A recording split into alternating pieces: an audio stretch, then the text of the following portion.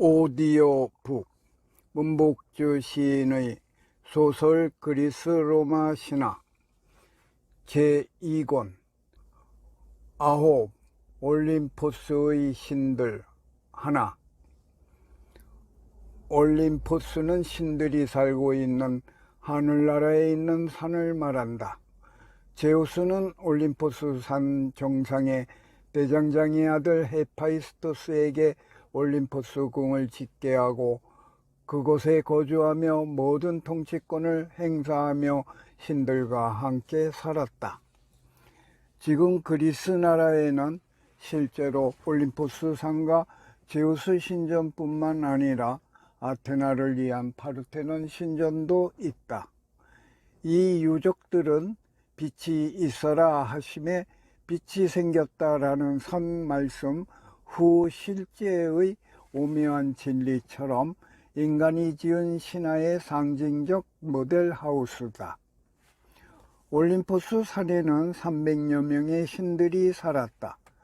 올림포스 궁을 중심으로 비아락데아라는 우윳빛 은하수 대로가 지상까지 뻗어 있고 신과 인간 사이에 관계되는 업무를 보는 관청들과 신들의 나라 대사관들이 좌우로 들어서 있었다. 그 주위로 각종 최첨단 신상품을 파는 명품 백화점들이 불야성을 이루었다. 경치 좋은 산과 강 곳곳에는 신들의 호화주택이 들어서 있었다. 제우스가 2번의 전쟁에서 승리하고 올림포스 시대를 열었다. 이른바 올림포스 12신이라 불리우는 제우스 내각을 살펴보면 다음과 같다. 제우스는 대표이사 신들의 왕이고 헤라는 제우스의 아내로 결혼과 출산과 종숙을 관장하고 여신의 1인자 자리를 차지한다. 포세이돈은 오케아노스가 차지하고 있던 바다를 다스리는 해양수산부 장관이다. 하데스는 지하세계를 다스리는 특별자치국 왕이다. 하늘에 올라오는 일이 드물어 12신에서 빼버리기도 하지만 죽음은 인간 세계에서 중요하기 때문에 빼놓을 수 없다. 아레스는 모든 전쟁을 주관한다.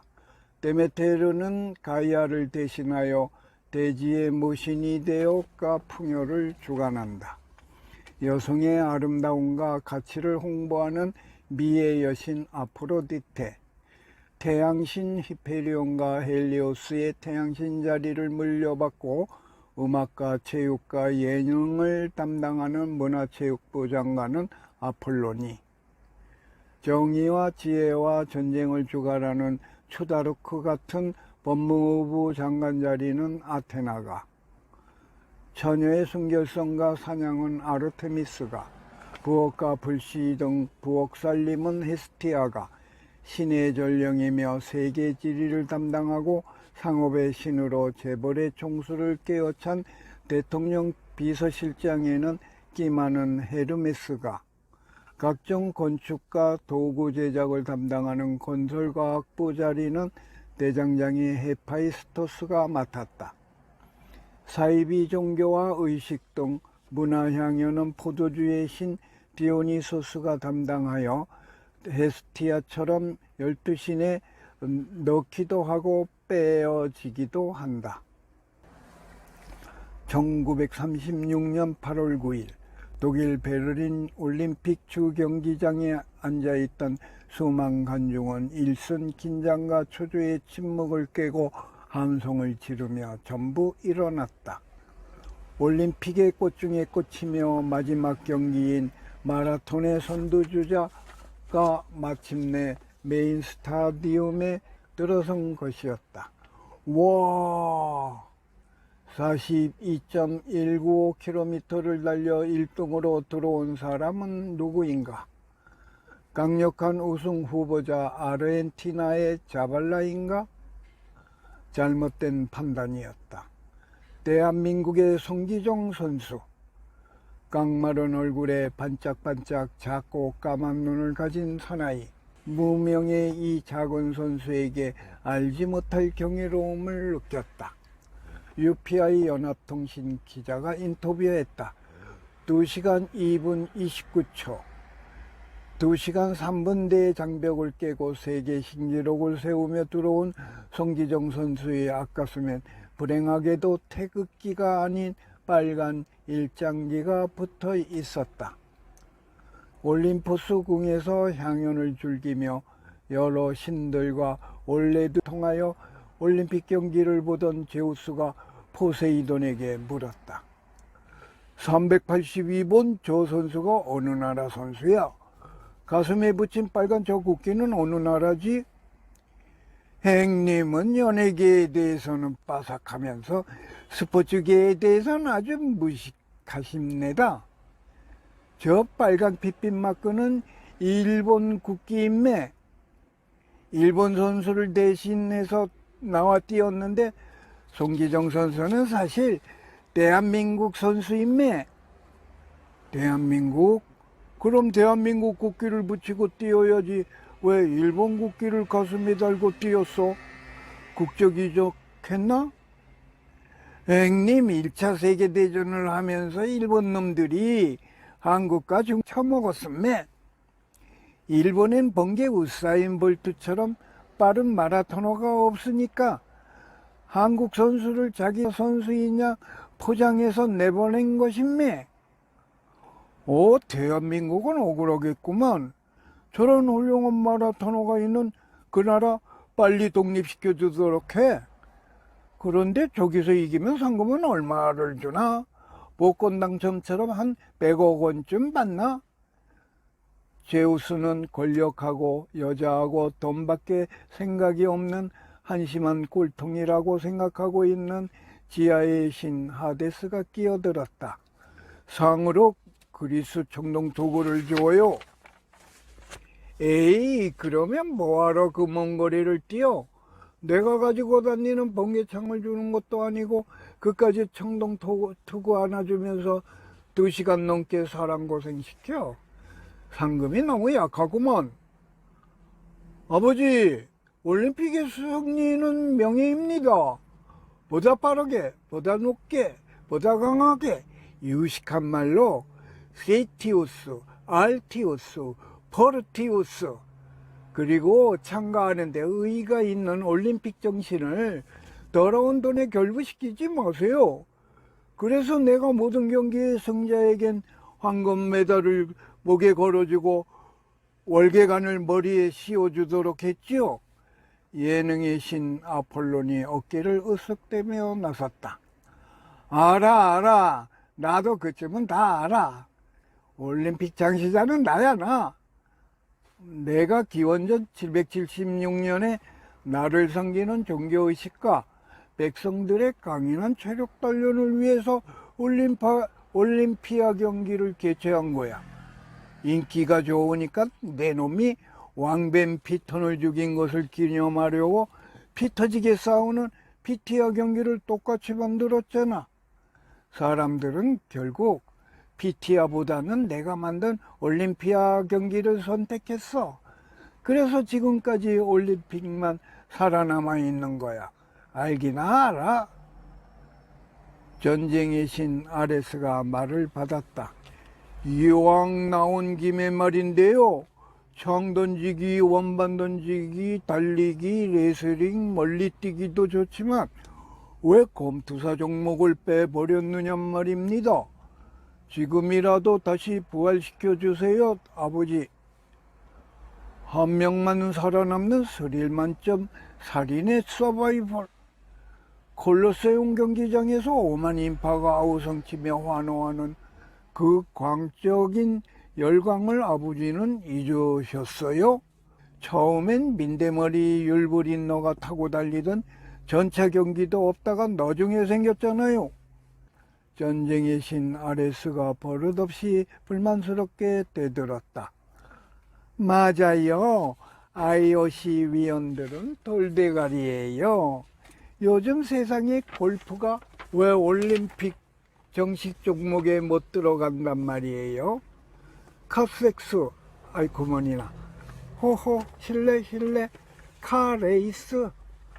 F1 경기가 올림픽 종목에만 추가되면 흥행은 대박인데, 게다가 젊은 것들도 물밀듯이 몰려올 텐데, 올림픽은 현대에 맞게 알맞게 종목을 확 뜯어 고쳐야 해요.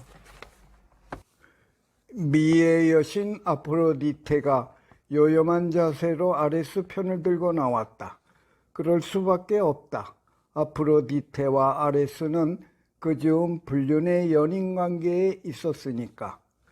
전쟁의 신과 사랑의 신이 남모르게 불륜의 관계로 불을 태우다니 재미있지 않은가? 원래 사랑은 어울리지 않은 둘, 자석 N극과 S극처럼 잘 붙는다.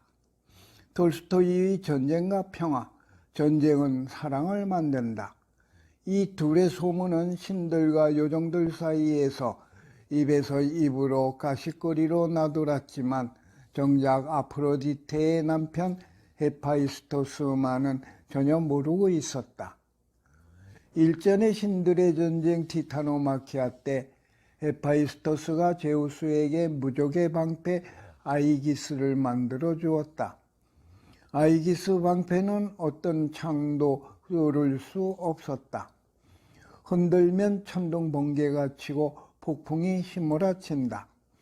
제우스는 그 보답으로 헤파이스토스에게 여신들 중에 가장 아름다운 아프로디테를 아내로 맡게 해주었다. 가장 아름다운 여신이 가장 못생긴 남자와 결혼을 해서 문제가 생겼다. 추남을 맞은 아프로디테가 만족할 리 없었다. 그녀는 곧 결혼 생활의 기조를 세웠다.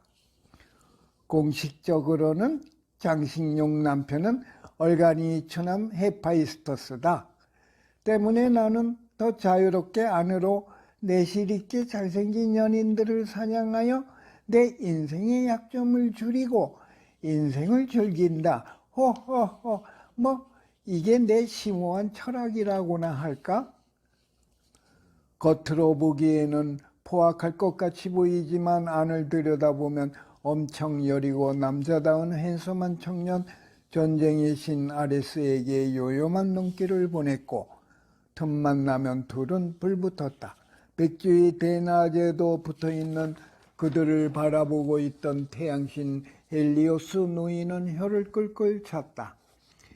요즘 젊은 것들은 낮이고 밤이고 버스간이든 자가용이든 공원이든 남이 보든 안 보든 시도 때도 가리지 않고 쩍쩍이고 더듬이고 그 지랄이니 내가 너무 오래 살고 있는 거야.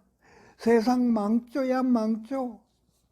견디다 못한 헬리오스는 헤파이스토스에게 찾아가 일침을 가했다.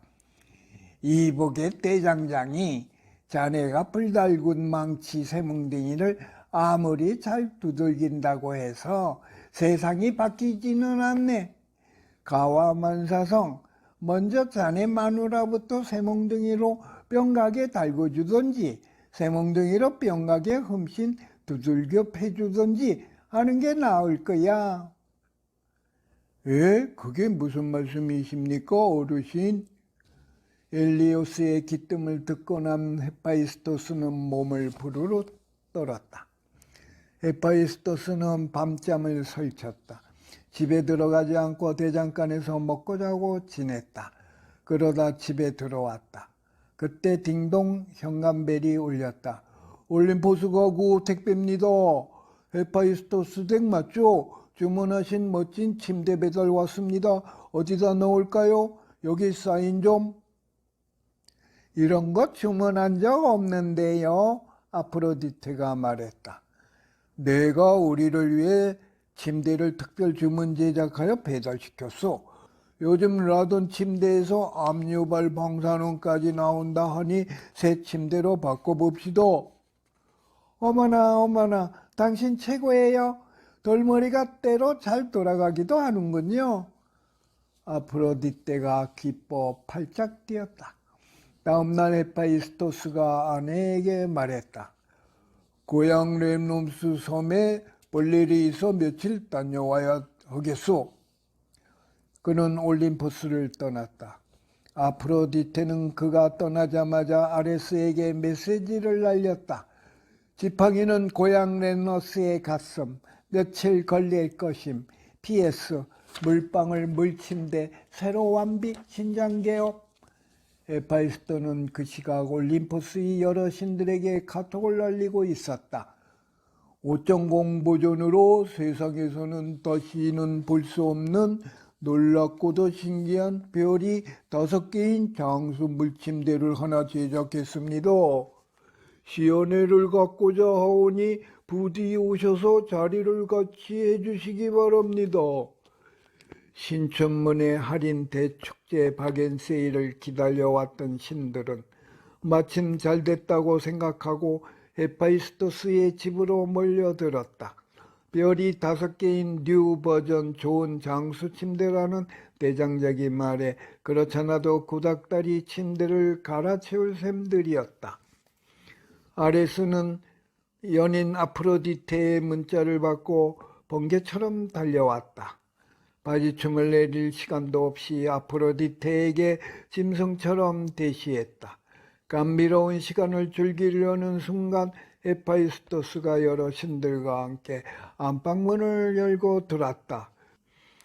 자, 여러분들은 오늘 야동을 5G 버전으로 생생하고 깨끗한 라이브로 구경하실 수 있습니다. 들어오십시오. 으악, 여보, 당신은 렘노스 섬에 간다더니? 아프로디테와 아레스는 벌거숭이 알몸으로 침대에서 뒹굴다 황급히 일어나 도망가려 했다. 그런데 이게 어찌된 일인가? 침대를 벗어날 수 없었다.